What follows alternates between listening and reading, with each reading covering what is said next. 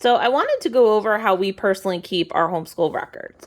So in this orange binder, I have our documentation that we have been enrolled in an Option 3 association each year for the duration of our homeschooling, our attendance records, and our semi-annual progress reports at 90 and 180 days for each year that we have been homeschooling. Then each of my kids has a hanging file folder bin, and in the bin they have a binder. And in this binder is any certificates they have earned throughout the school year. So if we did any reading challenges with the library, any challenges with our previous association, challenges with hometown, I keep it in this binder so they have it.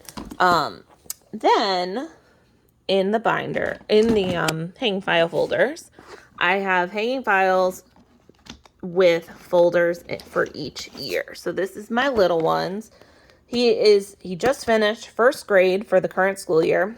So each kid has a durable plastic folder that has the brads on the inside. The outside of the folder I will label with the school year and their name. And then I have the required subjects. So I have math, language arts,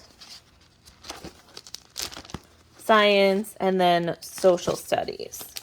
So then within these, I have work samples. So for science and social studies, I keep about 5 work samples for those required subjects, and then language arts and math, I do keep a little bit more.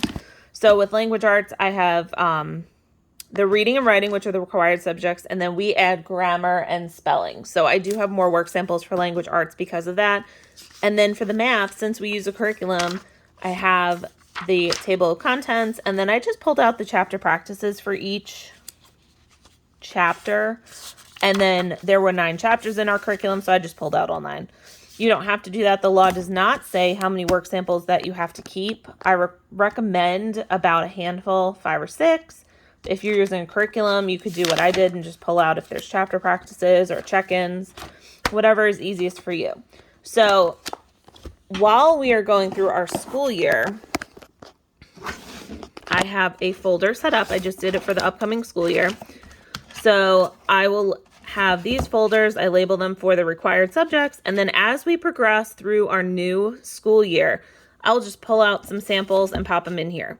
Then at 90 days, I take the entire folder out, sit down and go through them and see what work samples I still want to keep or what I can get rid of.